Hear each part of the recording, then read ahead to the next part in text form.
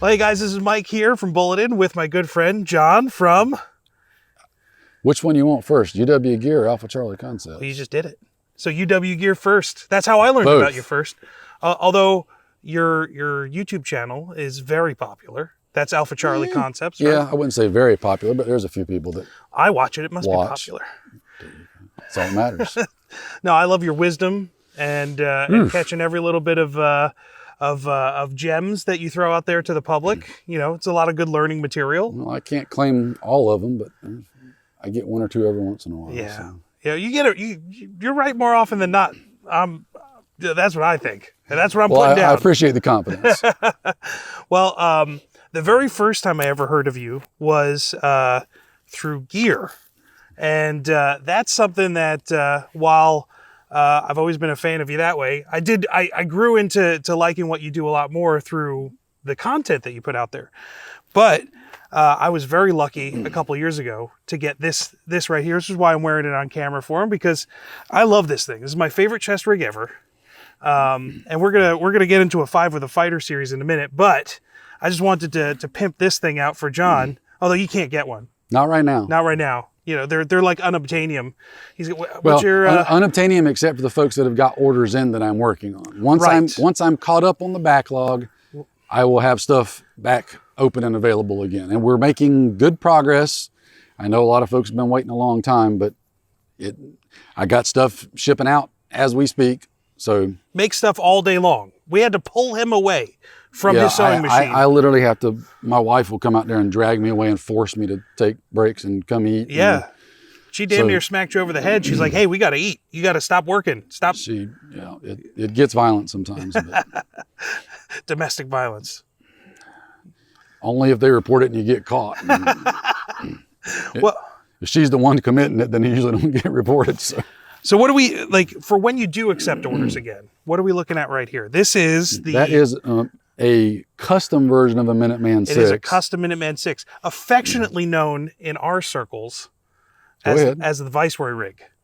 Right. You know, so if you're wanting one of these, because John, like your normal one it's 6 mag pouches here and then 2 columns of MOLLE on each side. I was like, you know what? I need more stuff because I have a wider circumference. He's a more manly man. Right. I have plenty of space to put things. Right. So we added an extra couple columns of MOLLE on each side. A little bit of extra webbing to accommodate the beef. And it's in the sexiest camo pattern known to man.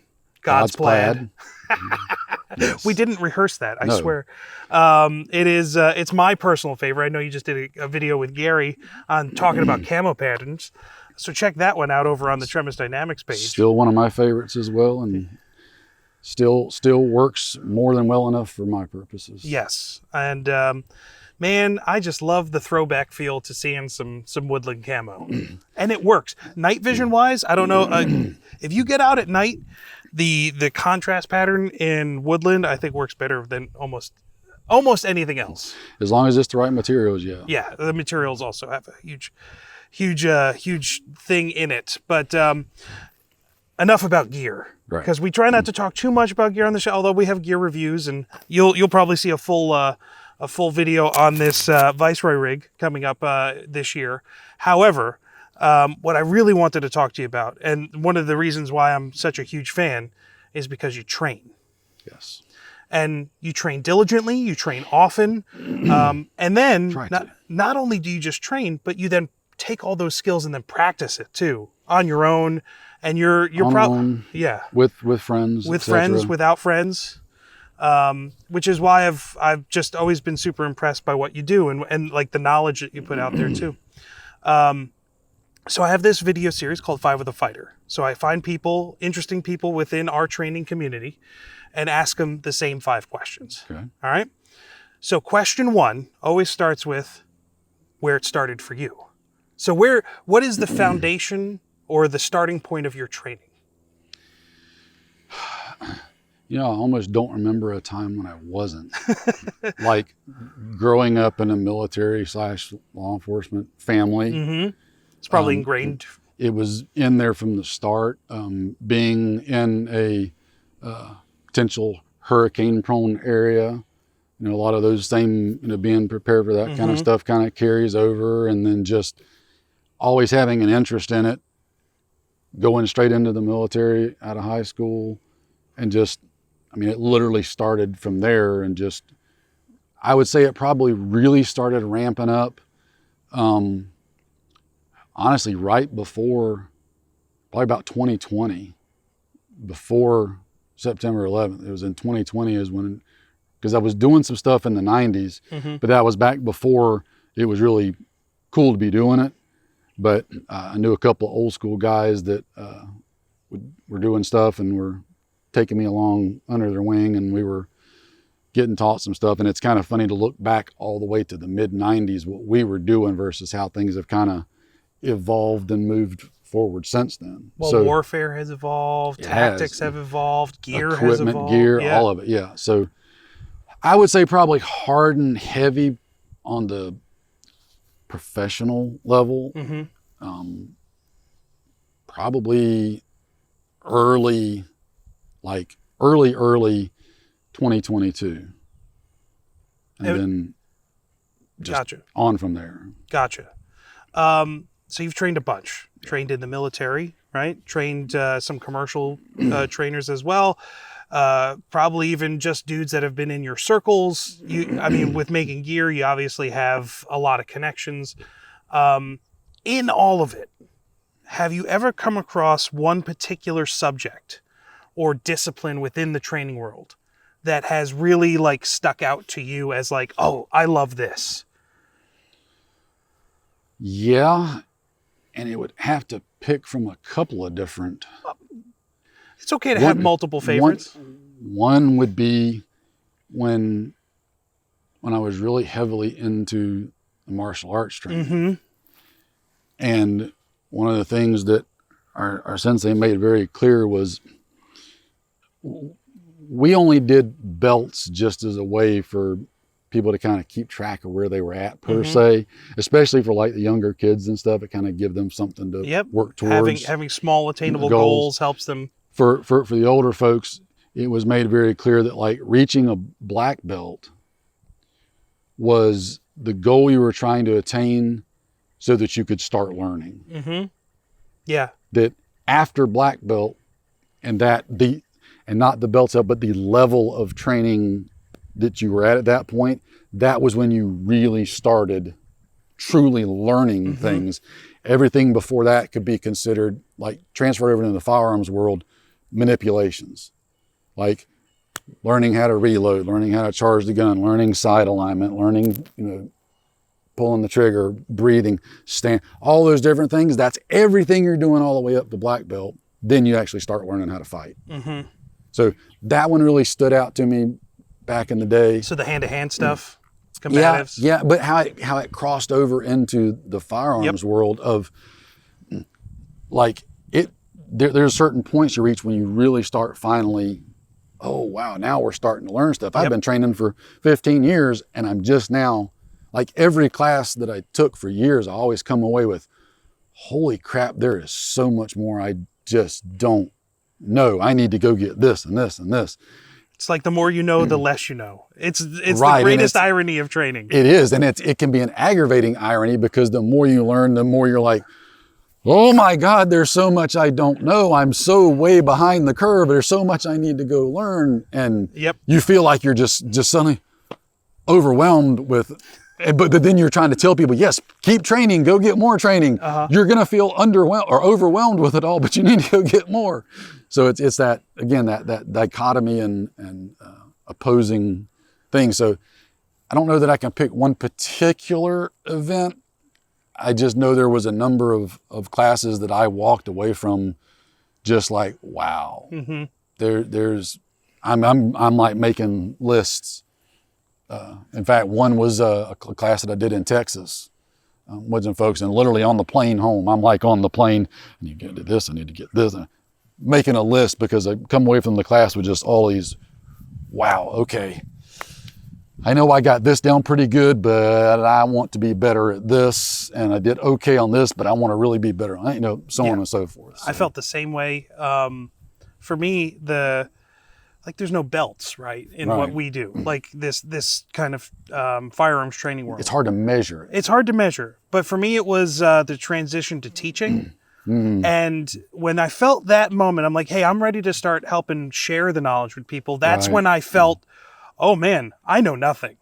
Like I know a little bit about this tiny little thing, and I really dug into it. And the more I started helping people learn more about it, the more I realized that I have so much farther to go, which is really, I think, the ultimate, I mean, that is the black belt level of martial arts, right? Like, and I'm not calling myself a black belt. No, I get it. I understand the process of, it's not an achievement per se. It's a level of understanding and an ongoing process. So like, same exact thing. Whenever I got to the point in our martial arts stuff that our sensei actually had me start helping teach some of the younger kids and younger belts, it's true what they say. When you start teaching the stuff, that's when you really start progressing more yourself. And I found myself a lot of times, because there was things, again, speaking specifically on the martial arts side, there was things that I had certain physical limitations with that, I had to do a little differently than what we were trying to teach just because of circumstance. Sure. But it clicked in my head, like, I know the exact way to explain to this person how to do it, but then doing it myself sometimes can be a problem. Not that I don't know how. Right. Just, when you get titanium parts stuck in your back, sometimes that changes what you can do. The same with the firearms side. I'm not a firearms instructor by any stretch of the imagination, but I have helped other instructors as, an assistant teach classes and teaching stuff to family, friends, that sort of thing. Yeah. And it's the same thing, I think, like what you said, when I started teaching it to others and showing others, here's what I've learned, here's how this is done, then it's kind of, okay, it's different at that point. Right.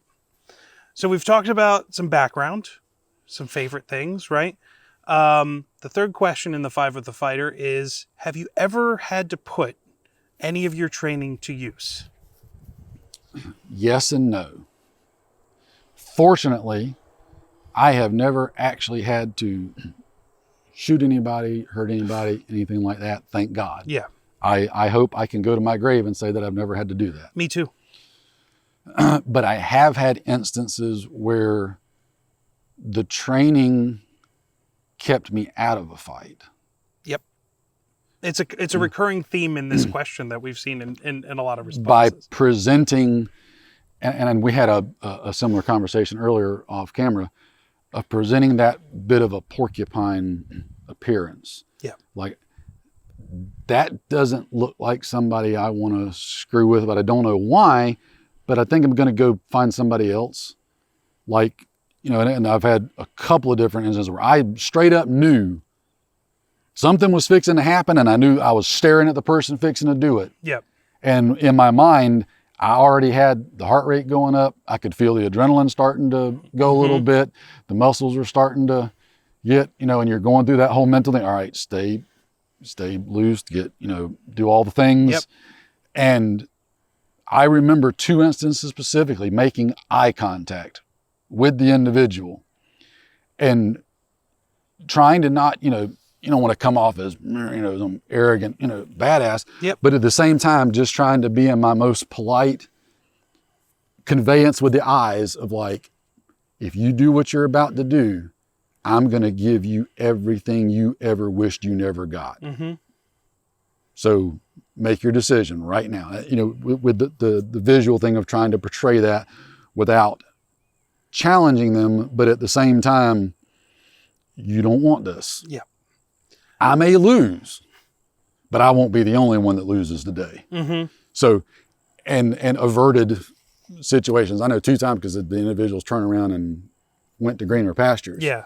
Well, I find most of the time that I've ever noticed someone, I'm like, that dude is acting predatory.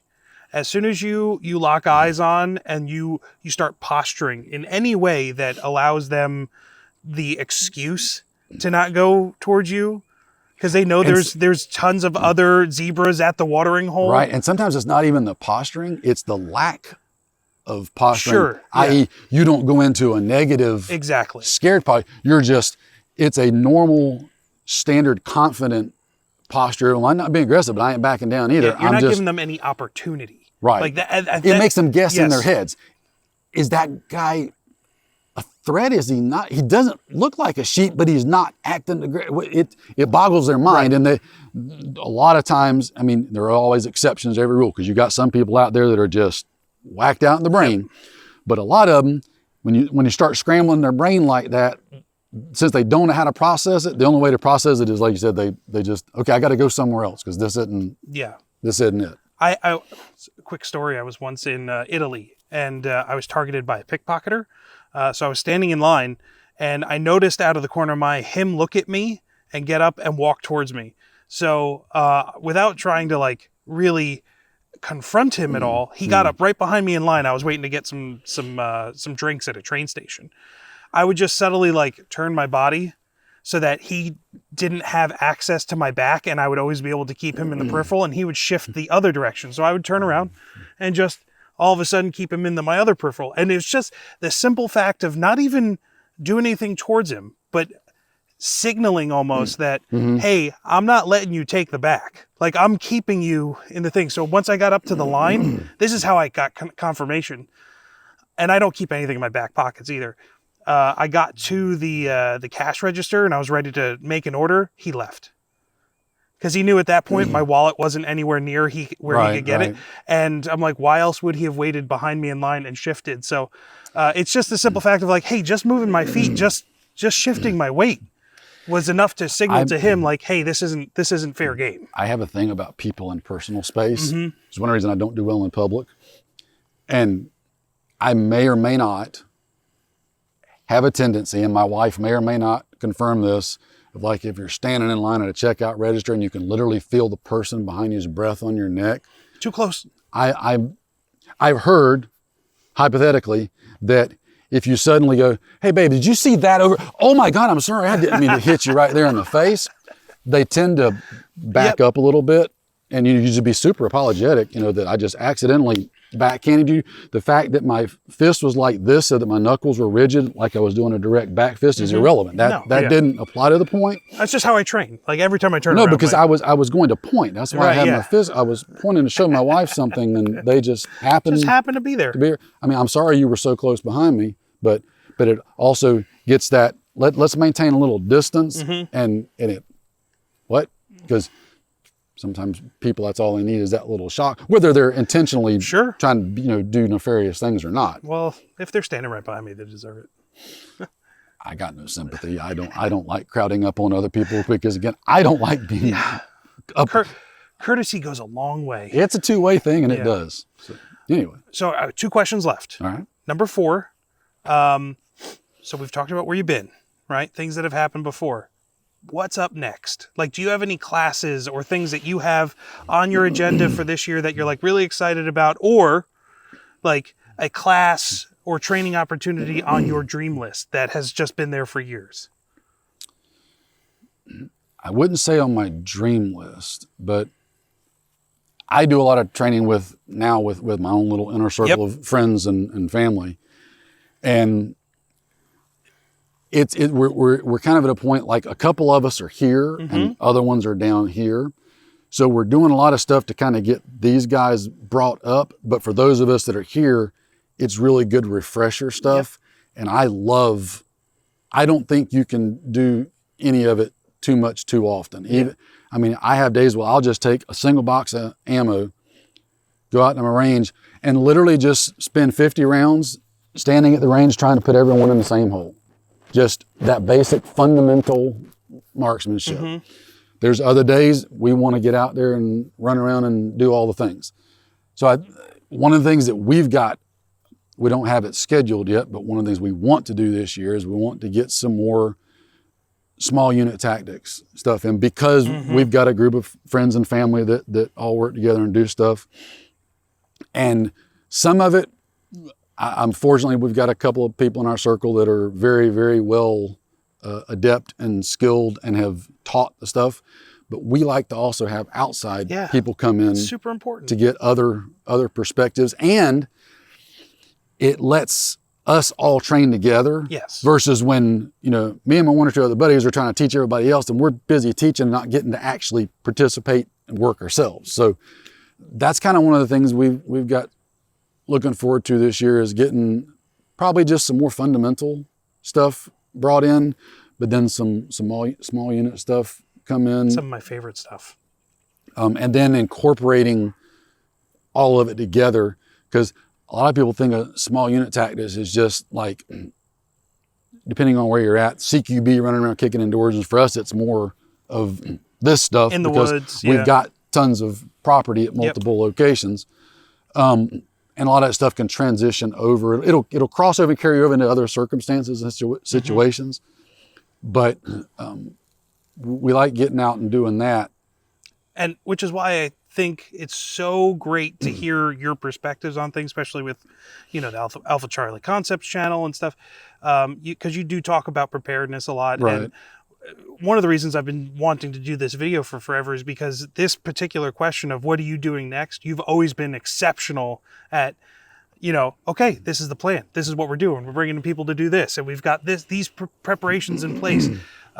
So I think that's always been kind of a very strong point for the things that you have going on. Yeah, and it's, you know, we for however fancy you want to think we do, I still like having people come in. It was like just last year, I had you and Gary come in and us just do a day of just fundamental range work with the carbine handgun, because getting that refresher all the time, even for those of us that do it on our own a lot and have done it for 20 plus years, I still like the refresher. I still like doing it under instructors. Yep. And combining everything into a bigger long-term picture, you know. So that's, and it make no mistake, it takes a long time and a lot of work. Yes. It is not a thing that just happens. And you got to keep doing it. Keep going at it. Constantly. And I think a lot of people have this mistaken thing where you got to keep spending thousands of dollars.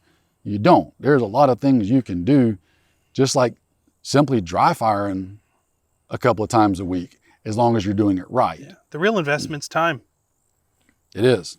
Absolutely, there's the time. I mean, learn how to dry fire properly and practice that a couple of times a week. That in and of itself is invaluable. Then when you start adding in live fire and stuff whenever you can, and then like when you start getting up like with the small unit stuff that we're talking about, that we're doing just team tactics, even a team could be 2 people. Right. It might just be me and my wife. There is tons of stuff that we've done and still do. We never fire a single live round. Right.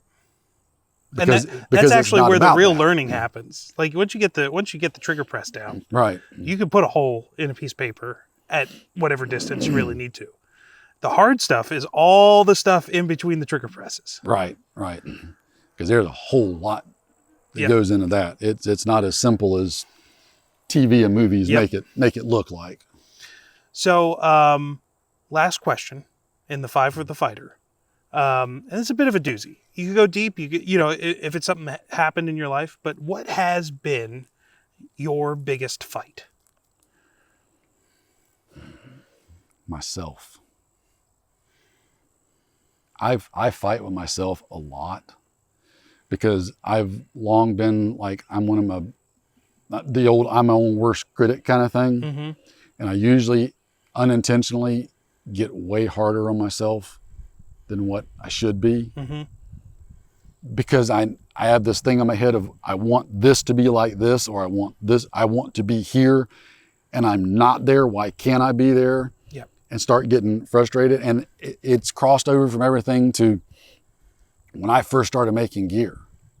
Like I would not send rigs out because there might be one spot on it that I didn't like the way I stitched it. And it absolutely had no bearing on the rig at all. Right.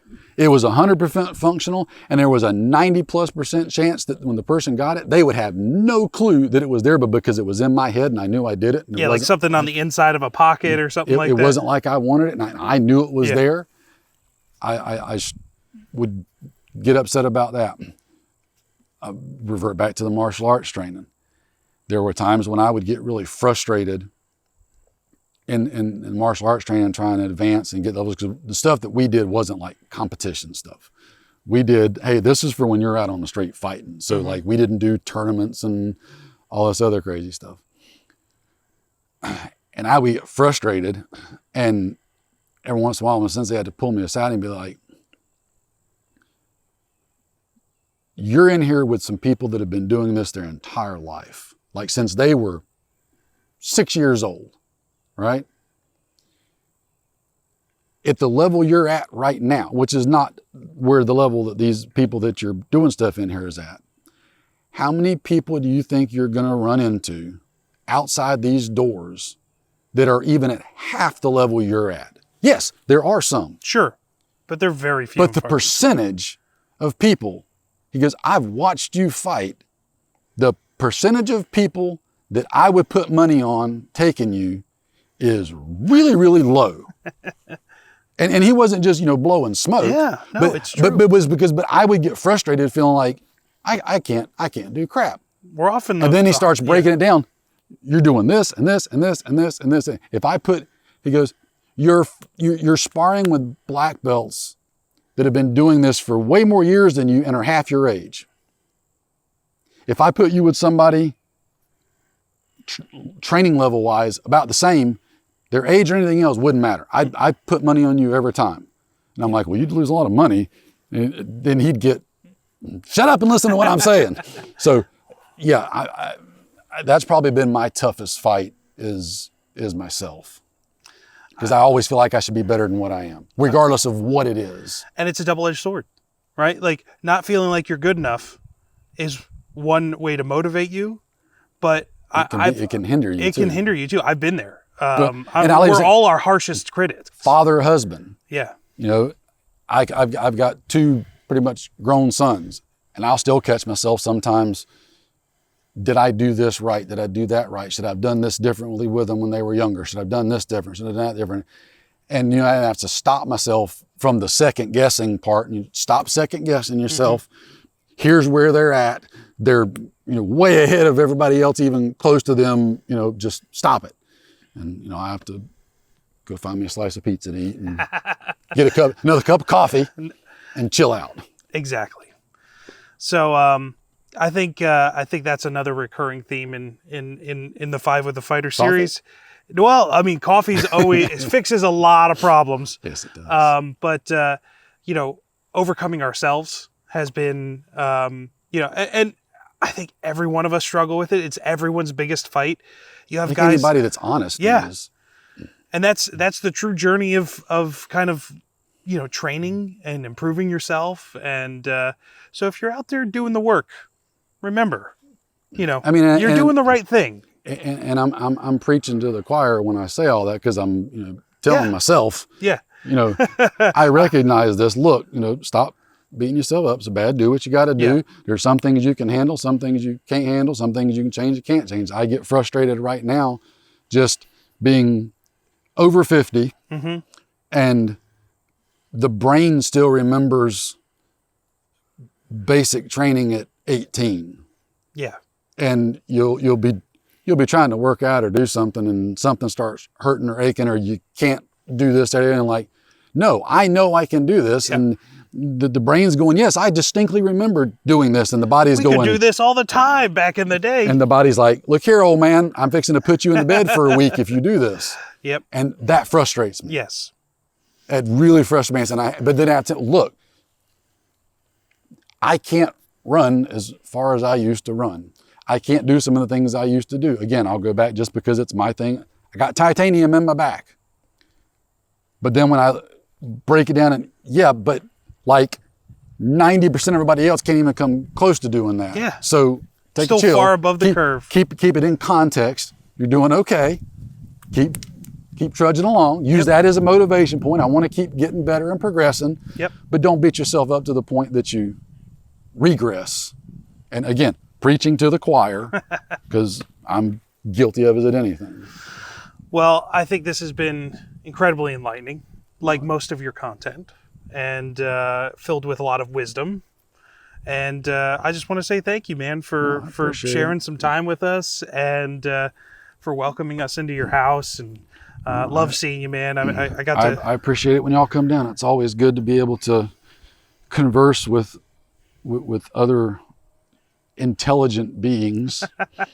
and I'll just throw this part. Don't make my head too big. I'm not that. No, I mean, again, a conversation we had earlier of like, it's for me, it's a big specific sign when I meet people that I find a very close brotherly bond with, that I can be friends with, and know that we don't even 100% agree on everything, but I know 100% comfortable that there's things we can disagree on and still be perfectly okay. And I only bring that up because that seems to be such a lost. Yep. Oh, you can't disagree with anybody anymore. Well, no, there are some things that, like, if you try to tell me it's okay to be a pedophile, no, that's ground we can't. Yeah, we're cross, not gonna. Yeah, right. We can't reconcile that. Yep. But if you tell me that you like chocolate cake and I like vanilla cake, and you can make the argument of why chocolate's better than vanilla, and I'll make the argument why vanilla is better than chocolate. At the end of the day, we end up both agreeing that cake is awesome. Yeah, and we could probably both agree that red velvet is gross.